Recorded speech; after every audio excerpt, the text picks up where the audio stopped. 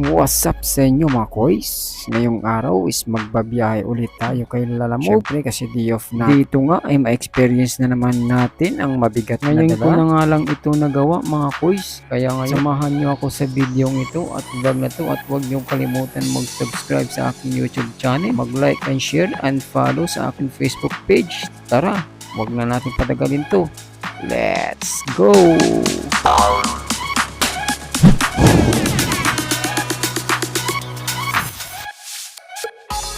Una-una pala na ginagawa ko dito ay piniprepare ko yung aking gamit na pambiyahe para pagdating na sa pagbiyahe ay meron na akong kukulukutin tulad ng charger, cord lang pala cord, hindi na kailangan ng charger kasi meron na tayong charger sa motor, tapos yung jacket, tapos yung tube mask natin para kompleto na rin para diretso na natin biyahe pagdating sa baba.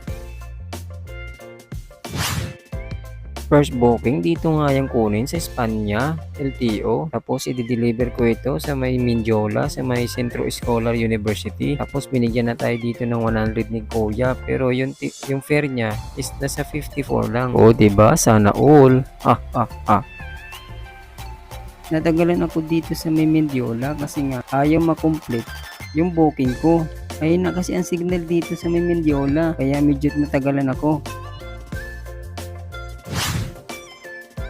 Ang sunod na booking ay katabi lang ng barangay namin. Ito yung 59. Nawa ko na agad kay Kuya kasi sa Cubao pa ito i-deliver. So sabi niya ingatan daw kasi nga pagkain ito. No problem, basta si Kuya King. Lahat ng mga dinadala ni Kuya King is ligtas. Yawa!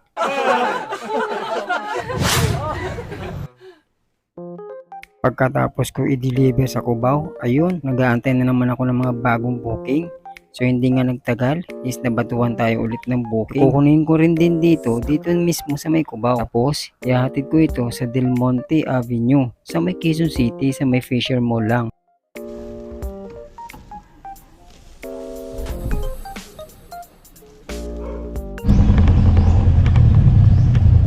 Dito tayo maghanap ng booking mga boys. Medyo maganda dito, masimoy yung hangin. Maghanap tayo. Ang ibang customer mga boys, dahil sa naka-high demand ngayong tanghali, ang ginagawa nila ay na naka-high demand yan, nakakidlat. Yung ginagawa nila is sa wallet. Wallet payment yan, sa wallet, hindi siya cash. Kaya wise din yung mga nagbubuk ngayon kay Lalamove. Ako kasi hindi ako kumukuha ng wallet eh. Yes, tama kayo nang narinig. Dahil high demand tuwing tanghaling tapat, ang ginagawa ng customer ay winawalit nila ang pagbayad. Para sa ganun, lumaki man yung demand ng fare, sa wallet pa rin ito papasok. Ito ang tinatawag na cashless. Yawa, pa cashless ka pa. Ma'am, Lalamove po ito ma'am. Tatanong ko lang sana ma'am kung ano po ipapadala nila. Ano po, kutsara at saka mga tinidor. Wala mo tayong food ma'am, wala po tayong food ipapadala. Wala po. Ayun lang po si ma'am, on the way na po ako ma'am. Okay po. Salamat po. Hindi ko na ikwento ang nangyari dito. Alam ko, ang 5 box na yan is 25 kilo. Papunta itong Divisoria. Kung nais nyo mapanood yung kabuuan niya, panoorin nyo po sa aking Facebook page. Nasa reels ko po ito. Pagkatapos ko mag-Divisoria, sa Binondo naman ako kumuha ng booking. Papunta naman ito sa isang condominium sa Tomas Morato. Itong trabaho na to ay madali lang tignan. Hindi mo alam na mas mahirap ang trabaho na to kaysa sa trabaho mo ngayon. Kinukontent ko lang naman yung pagbabiyahe ko rito. At least may income ako habang kinukontent ko ito. Yawa! Sa condominium dito sa Tomas Morato.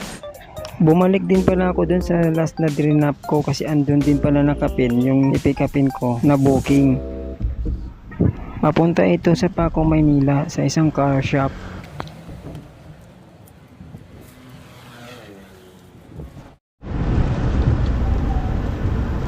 Ayun guys, binigyan tayo ng 84. 84 naman kasi nalagay.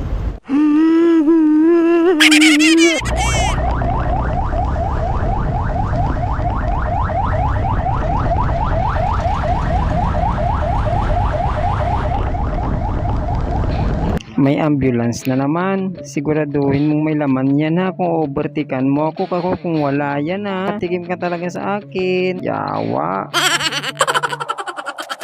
So dito nga uwi na tayo kasi nga tinatawag na tayo ng ating may bahay para makatulong na daw ako. Para ako naman ang mag-aalaga. So kung hindi nyo nagustuhan ng aking video, paki-like and share and follow naman po. Kung nagustuhan nyo naman ng aking video, paki-share. Maraming salamat po. Hanggang sa muli ay paalam.